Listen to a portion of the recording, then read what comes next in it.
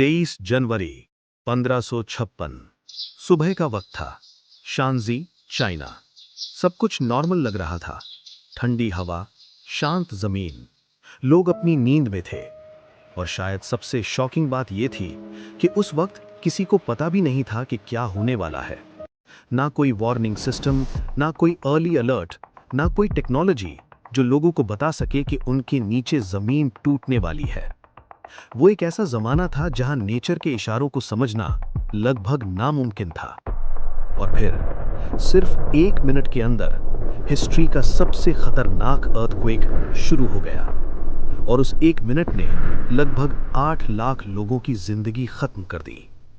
जमीन के अंदर टेक्टोनिक प्लेट्स हमेशा मूव करते रहते हैं। ज्यादातर वक्त ये मूवमेंट हमें महसूस भी नहीं होता, लेकिन कभी-कभी ये साइलेंट मूवमेंट एक वायलेंट रिलीज में बदल जाता है। अगर सिंपल लैंग्वेज में समझें, जमीन का आउटर लेयर एक सॉलिड पीस नहीं है।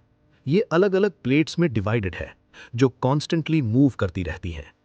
कभी ये प्लेट्स एक दूसरे के पास आती हैं, कभी दूर जाती हैं, और कभी एक दूसरे के अगेंस्ट रब करती हैं। शांजी रीजन ऑलरेडी जियोलॉजिकली सेंसिटिव था। यहां एनर्जी अक्यूमुलेट हो रही थी, सालों तक, शायद सदियों तक। और उस दिन प्रेशर अपनी लिमिट क्रॉस कर चुका था। सुबह के करीब जमीन ने पहले हल्की सी वाइब्रेशन दी। कुछ लोग जाग गए, कुछ ने इग्नोर किया। फिर शेकिंग इंटेंस हो गई, और कुछ सेकंड्स के अंदर ग्राउंड वायलेंटली हिलने लगा। बिल्डिंग्स हिलने लगी, दीवारें क्रैक होने लगी, और फिर जमीन फट गई। मैसिव क्रैक्स, कुछ जगह इतने गहरे कि उनका बॉटम दिखाई नहीं देता था। पहाड़ों के टुकड़े टूटकर गिरने लगे, और पूरे के पूरे सेटलमेंट्स सेकंड्स में कोलैप्स हो गए। ख्वासीन और नियर बाय रीजन्स लगभग कंप्लीटली तबाह हो गए। लोगों के पास रिएक्ट करने का भी टाइम नहीं था, ना समझने का, ना बचने का। उस वक्त ज्यादातर लोग रहते थे याओडोंग होम्स में। ये केव लाइक स्ट्रक्चर्स थे जो मिट्टी के पहाड़ों के अंदर बनाए जाते थे।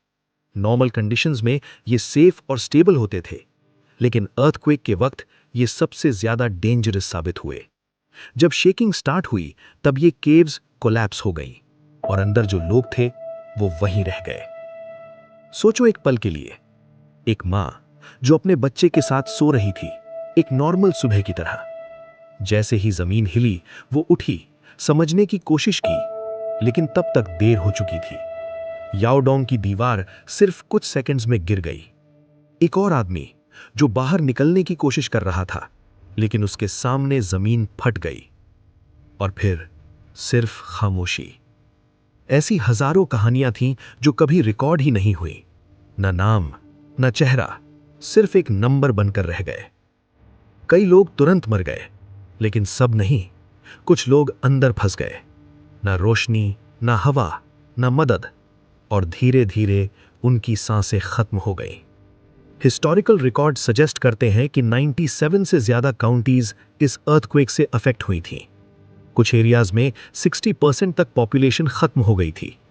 कुछ जगह ऑलमोस्ट पूरी तरह से खत्म हो गई थी। यह सिर्फ एक नेचुरल डिजास्टर नहीं था, यह लार्ज स्केल में ह्यूमन लॉस था, जिसका एक्यूरेट डॉक्यूमेंटेशन भी मुश्किल था। अर्थक्वेक के बाद सिचुएशन स्टेबल नहीं हुई। आफ्टर शॉक्स हफ्तों नहीं, महीनों तक आते रहे। ऑलरेडी डैमेज्ड स्ट्रक्चर्स हर नए झटके के साथ गिरते रहे। फूड सप्लाई डिसरप्ट हो गई, क्लीन वाटर रेयर हो गया, और डिजीजेस स्प्रेड होने लगी। जो बच गए थे वो सिर्फ जिंदा नहीं थे, वो स्ट्रगल कर रहे थे।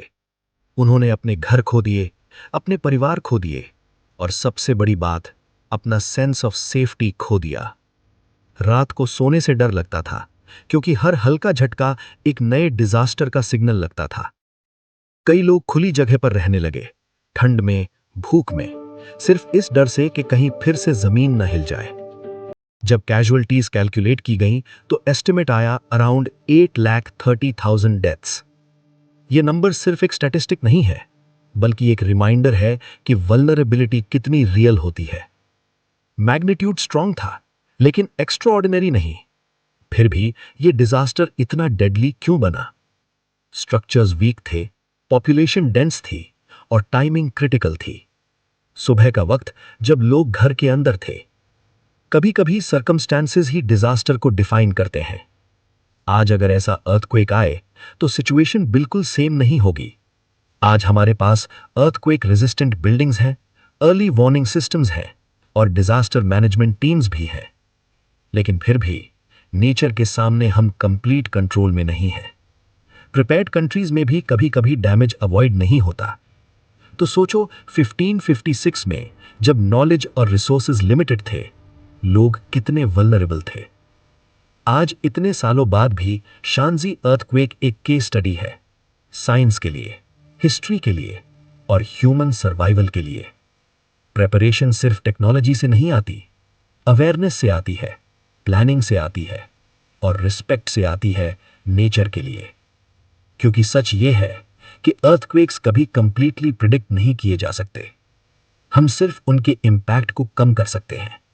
और शायद इसीलिए हिस्ट्री को याद रखना जरूरी है, क्योंकि ऐसी कहानियां सिर्फ पास्ट का हिस्सा नहीं होती, कभी कभी वो फ्यूचर का वार्निंग भी होती है। तो सवाल ये है, जब जमीन हमारे नीचे हिलती है, क्या हम तैयार होंगे या फिर इतिहास दोबारा दोहराएगा?